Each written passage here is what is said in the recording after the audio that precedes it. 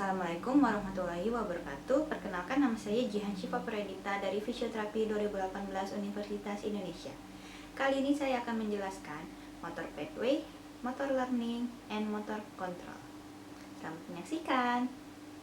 Terdapat dua korteks penting di dalam otak, yaitu motor korteks sebagai kontrol motor movement dan somatosensory cortex sebagai control sensation. Motor korteks berfungsi untuk memberikan sinyal kepada motorik tubuh untuk melakukan gerakan. Di motor korteks terdapat substansia alba yang memiliki akson dan bermielin, serta substansia grisea yang memiliki akson namun tidak bermielin dan sebagai tempat sinaps. Di setiap sisi korteks kanan dan kiri terdapat homunculus yang untuk merepresentasikan bagian tubuh. Dan juga terdapat thalamus sebagai relay station untuk kontrol motoris dan sensoris. Motor pathway terbagi menjadi dua, yaitu lateral pathway dan anterior pathway. Pada lateral pathway terdapat tiga traktus. Yang pertama ada lateral corticospinal tract, yaitu untuk mengontrol otot-otot distal seperti forearm dan lain-lain.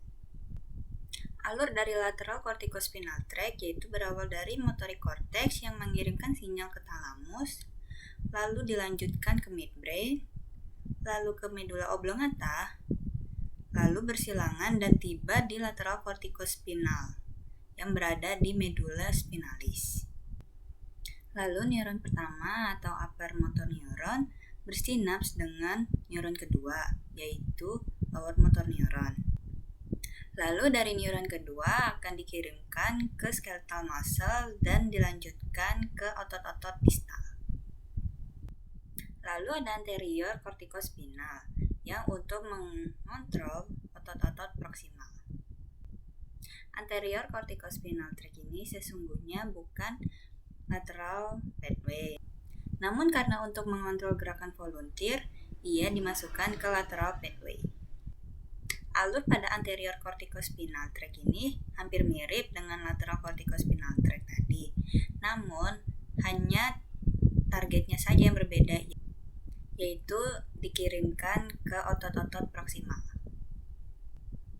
Yang ketiga ada rubrospinal tract, yaitu untuk mengontrol otot-otot besar. Yang awalnya itu berawal dari red nucleus di midbrain, kemudian bersilangan melalui pons dan medula oblongata dan dikirimkan ke rubrospinalis tract yang berada di medula spinalis. Kemudian bersinaps dengan lower motor neuron. Selanjutnya ada anteromedial pathway, yaitu untuk mengontrol otot-otot aksial dan otot-otot proksimal. Pada anteromedial pathway terdapat 4 traktus, yaitu yang pertama ada vestibular spinal tract yang untuk mengontrol keseimbangan kepala dan berputar. Yang alurnya itu berawal dari vestibular nucleus di medula oblongata, dilanjutkan ke medula spinalis, kemudian bersinaps dengan secondary neuron. Yang kedua ada pontine atau medullary reticulospinal tract yang untuk mengatur keseimbangan postur. Yang alurnya itu berawal dari medula oblongata atau pons Farolli, dilanjutkan ke medullary reticulospinal tract yang kemudian bersinaps dengan secondary neuron dan kemudian akan dikirimkan ke target, yaitu ke otot-otot aksial untuk postur dan balance. Yang ketiga ada tector spinal tract, yaitu untuk gerakan refleks postural kepala sebagai rangsangan visual. Yang alurnya itu berawal dari superior colliculus di midbrain, lalu ke medula oblongata, kemudian ke tector spinal tract di medula spinalis, kemudian bersinaps dengan neuron kedua dan dikirimkan ke target, yaitu ke axial muscle untuk orientasi respon. Yang keempat ada anterior corticospinal tract. Namun karena ia untuk mengontrol gerakan volunteer, jadinya ia dimasukkan ke lateral pathway. Selanjutnya ada motor control. Motor control ini berkaitan berkaitan dengan postur dan gerakan. Faktor-faktor yang menghasilkan motor kontrol antara lain sistem neural, biologis, kognitif, memori, lingkungan sosial, dan persepsi, yang nantinya akan membentuk behavior atau tingkah laku. Gerakan yang terkontrol merupakan output dari sensori motor integrasi. Refleks merupakan aktivitas atau respon motorik karena adanya sebuah rangsangan. Penempatan refleks terbagi menjadi 4, yaitu di brainstem untuk postural reflex, yang kedua di spinal cord untuk phasic reflex, yang ketiga di midbrain untuk writing, dan yang keempat di cortex yaitu untuk motorik dan keseimbangan. Menurut Galistel model merupakan komparasi dari psikologis dan development. Terdapat 6 tingkatan motor koordinasi. Yang pertama, tingkat neuron, tingkatan pada otot,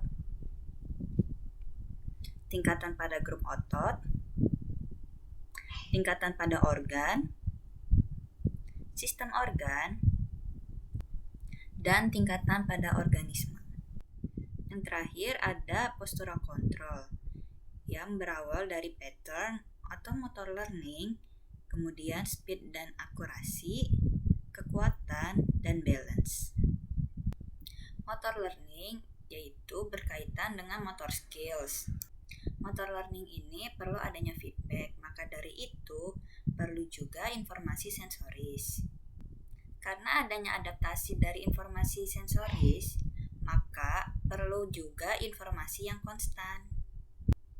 Terdapat 4 aturan dasar motor learning, yaitu informasi, variabel, bermakna, dan tempat sesuai. Terdapat 2 wilayah pembelajaran motorik, yaitu eksplisit dan implisit. Terdapat pula 3 tahap pembelajaran motorik, yaitu tahap awal, yaitu butuh bantuan sensoris dan kecepatan yang bervariasi. Yang kedua, tahap peralihan, yaitu peningkatan kecepatan. Dan terakhir, stadium lanjut atau expert. Dengan adanya kognisi, persepsi, dan tindakan akan membentuk perilaku yang fungsional. Terdapat pula representasi internal, yaitu skema tubuh yang untuk menggabungkan semua informasi sensoris.